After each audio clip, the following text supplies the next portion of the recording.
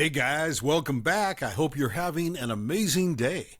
Let's get right into the stories. The first story is titled, Pedantic Manager Picks Apart Their Own Work. Backstory. I worked for a high street retail chain that in their infinite wisdom ditched the store manager position and instead had 4 assistant managers running a store. This led to intensive workplace politics as the more competitive staff kept trying to pull stuff to make out they were the big dog, despite the fact that we were all on the same level. Setting the scene, our area manager asked each of us to produce a weekly rota so that between us we would have a month's work of rotas prepared.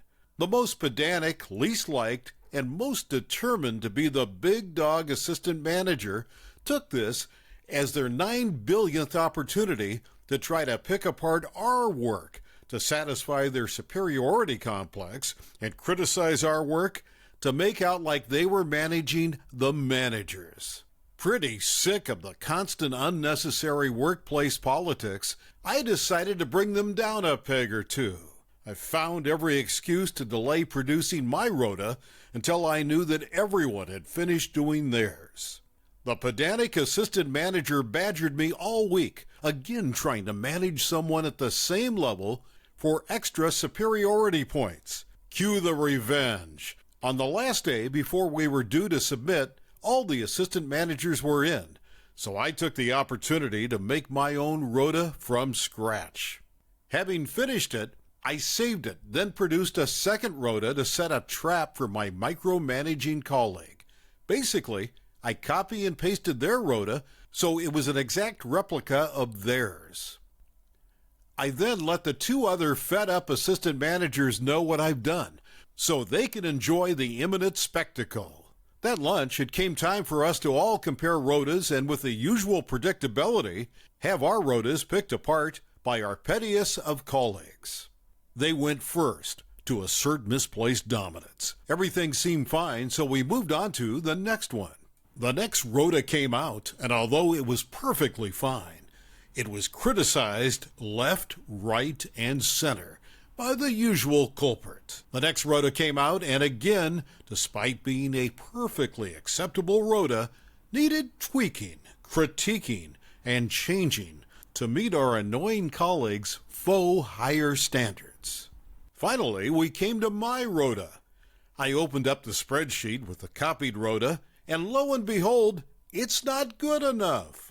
After a solid 5 minutes of them criticizing their own rota, with my colleagues and I increasingly beaming, as we fed off the pure Schadenfreude energy, I explained that I found it interesting that there are so many mistakes with mine when it is exactly the same as the first rota we all looked at. This prompts our colleague to quickly flit back and forth between the 2 rotas, going at an increasingly obvious shade of beetroot, before then feigning outrage that I just copied their work, for which I'm going to get reported. At this point, I highlight that won't be necessary as I bring up my real rota, and then announce I'm going back to the shop floor. My 2 grinning colleagues do the same, leaving the final petty assistant manager alone to fully soak in the petty revenge they have just been served with. The next story is titled, Barbara Does It to Herself. We'll call the couple Stu and Barbara. Barbara is a witch, literally. She took up some religion they call themselves witches.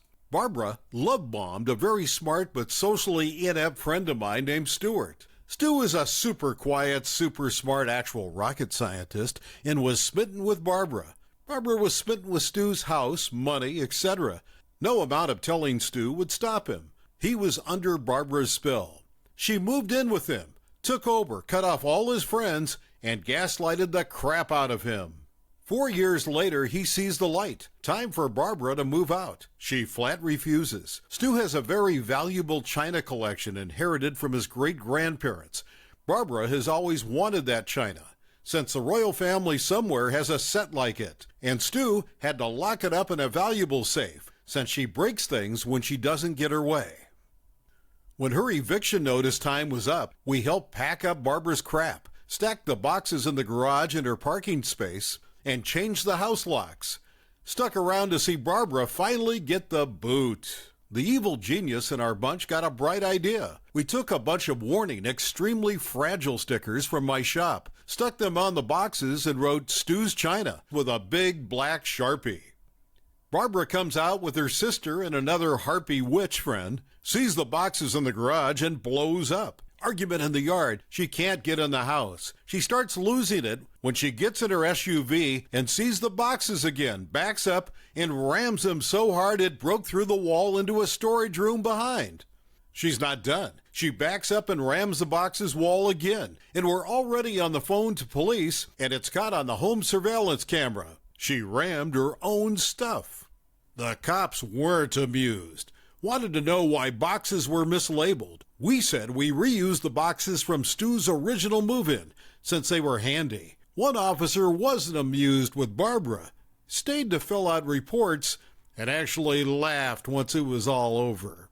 He's the one that said someone is an evil genius. I wish I'd thought of this in my divorce, since his wife burned, cut up virtually everything he owned. Barbara has since attempted to break into the garage or house 3 times in the past 2 weeks. Police have camera footage. What's left of her crap was delivered to a storage locker that 1 month rent was paid on, and no, we didn't rebox any of it. It's in the same state she left it in the garage. Drywall, wood splinters, insulation, and all. Stu is spending a lot of time with us, catching up, trading insane ex-stories, smiling more than I've ever seen him since he met Barbara, and I couldn't care less where Barbara is. And I hope it's awful with her friends barking at the back door constantly. The next story is titled, Duck with My Go-Kart Brakes, I Duck with Your Life. So you see, me and my 2 other friends went for a go-karting a few weeks ago with our own go-karts. We each have a Rotax Max go-kart. It was our second to last race for the season. I was leading the championship, and my friends followed 2 and 3. If I won this race, the 3 of us will be going to Italy to finish our karting career and go on to Formula Reno. My pace was out of this world this weekend, and it looked like I would have won the championship even before the race started. My friend's father had a team that we were in, and he was not sparing any expenses. A simulator that will help us improve. So the day before the race, where we practiced on the simulator, going through the data, all that stuff, we had left our go-karts outside because we were from practice rounds. We had someone, let's name him Bob for this story. He was the dirtiest driver in the league, but his father had deep pockets and would always pay if his son was removed from the league. He was somehow the 5th in the championship, but we did not mind. We had someone, let's name him Bob for this story. He was the dirtiest driver in the league, but his father had deep pockets and would always pay if his son was removed from the league. He was somehow the 5th in the championship, but we did not mind because he never used to disturb us. But this weekend was something we did not expect. When doing practice rounds, he used to slow down and wait for us to come by, and then try to hit us off the track. Luckily, we were able to get through, but my friend got hit and broke his front axle. All hell broke out. We stopped our carts at the side of the track, where it was safe, and rushed back to our friend to check on him. I was really mad at Bob and started arguing with him about his act, and he could have seriously hurt him. We left the scene and took our friend to the paramedics who were on site. We got him there and took our carts back to the tent that was for our team. I walked back and helped get my friend's cart from the barrier and took it, got it hooked up to an ATV, and was taken to be repaired. Now, back to where we left. Bob came to where our team was and came to say sorry for what he had done, but he had a smile on his face. But we did not mind if we pushed our cart back onto the track and went for qualifying. I did not check if my go-kart was okay. Going through, if the gas worked, the brakes worked, we just went for qualifying. We started, and the first 2 corners you could take them flat out. No need to use brakes. But when I came to the 3rd corner, going at around 100 kph or 62 mph, came to the braking point, but when I stepped on the brakes, nothing happened. I thought possibly it was still stepping on the gas, because I usually had my foot on the pedal. So when I get out of the corner, I could get on the gas as fast as possible. I fully removed my leg from the gas and was fully stepping on the brakes, but nothing was happening. Nothing happened. By that time, it was too late, and I smashed into the barrier, and my left hand was in serious pain. Their marshal that was next to me and came running to the scene when it was safe and clear. He removed my safety belt, got me out, and removed my helmet. He kept asking me questions, if I was okay, what happened, etc. The paramedics came to the scene and as soon as possible put me on a stretcher. And I was then put into an ambulance and taken to the hospital. I had fractured my wrist and won't be able to drive for 9 to 10 weeks. My family put charges on the family for attempted murder.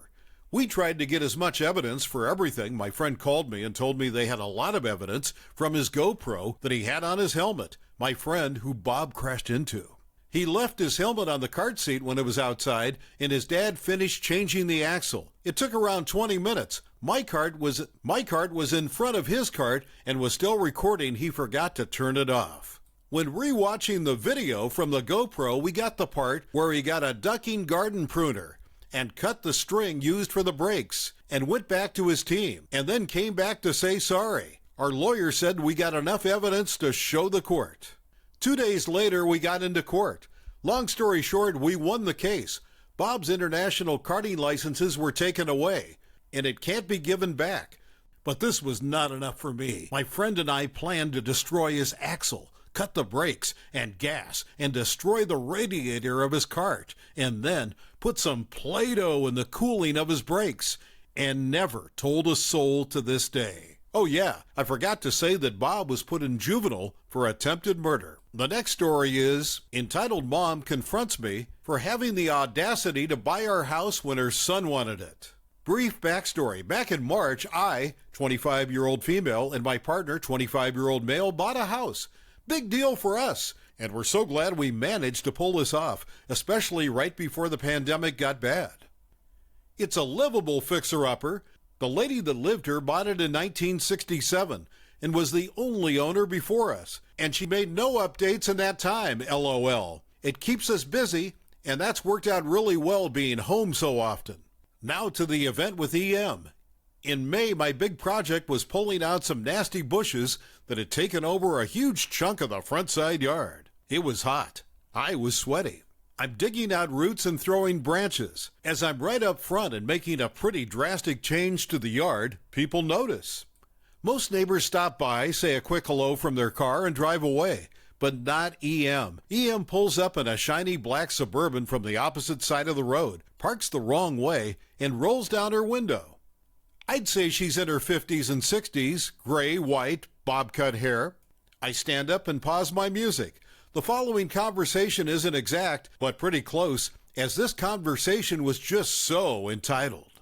EM: Hey, did you buy this house? Me: Yep. Just moved in last month. EM: Did you know the family? Me: That sold it? Not really, we just got lucky when they chose us. I guess haha, trying to be nice but kind of off-put. She's asked none of the typical neighbor questions. We made a great offer. EM: Yeah. My son really wanted this house. He grew up in this neighborhood, you know. Me: Oh darn, yeah. Houses move fast right now. EM: He spent his whole life in this area. He really deserved to stay in the neighborhood, you know. Me: Yeah, that's too bad. Major WTF feelings now. EM: How much did you offer? Me, not about to tell her details. Over asking price. We were proactive, haha. EM: Well, my son really wanted to buy that house. Me, feeling quite awkward with this whole situation and just looking to shoo this lady along. Yeah, well, I'm sure more houses will go up for sale around here. EM: Well, that doesn't help him now, does it? He had his heart set on this house. I just gave an exaggerated shrug and decided to resume my root cutting to try and give her the message. EM: You're probably flipping it. EM: He would have loved it. Me: We're not. We are staying long term. EM: Yeah, right. She doesn't leave. I'm wondering if I should go inside or something. She just keeps looking at me, expecting me to say something. I keep cutting at a root. EM: Is it just you, or did your family help you get it? Me, getting pretty short in tone. My partner and I bought it together. EM: My grandkids would have loved the yard. A loved yard makes a house a home, you know. Me, not looking up. Well, my dogs will love it, especially once I'm done. EM: Seriously? I just scoff. Pull my root out. Throw it on the pile. I feel her eyes watching me. Me, really ready to be done. Well, have a good day. Then with a last glare and she speeds off, leaving a quite annoyed and bewildered me in my dirty glory mulling over what the heck has just happened. Did this freaking lady just try to guilt trip me because we bought a house her son wanted? Indeed, apparently. WTF. Definitely the most unwelcoming interaction I've had since we moved in, and I have not seen her since. The next story is titled, Friend Kicked Me Out During My First Month in Berlin. A close friend, female 30 years old, took me in because we agreed to split rent. I'm a 25-year-old female. Just moved to Berlin to start my master's. She stole my tobacco, and when I called her out, she escalated irrationally. She kicked me out for the following month for someone who would pay more. I had noticed so many red flags when I arrived. I had paid rent for months, so there's nothing she could do. She basically threw me out in a foreign city with a housing crisis. She took the building and apartment key, and I was basically imprisoned at home the whole time, and went to her boyfriend's and claimed she must have lost it. Plain lie, I have proof. Dumbass forgot the key to the room door inside the lock. So on my way out, guess who locked the room and lost the key as well? Oh, I might have forgot the heater on. Oh, and she'll only be back in a week because I'd forgotten her a really good paying job at another city for this period. The last story is titled, Revenge on Noisy Neighbors. Back when I finished high school, I got a job in a town away from home. I got 2 other girls who were colleagues, and we rented a room. Our neighbors were 3 university students. 2 of them were inconsiderate and would make noise past midnight, and we could hear everything through the walls. We requested them to reduce the noise severely, but they sarcastically told us to deal with it, and that they paid their rent and were free to do whatsoever. One day, I overheard one of them complaining of a headache and that he needed to sleep. Cue to me waking up my roommates. We started telling stories and laughing out loudly. The guy told us to shut it off, and I shouted through the walls, but we paid our rent last week. Suffice to say, we never dealt with that noise ever again. Thank you for watching. I would really appreciate it if you would like the video and subscribe to our channel if you haven't already. We'll see you again tomorrow.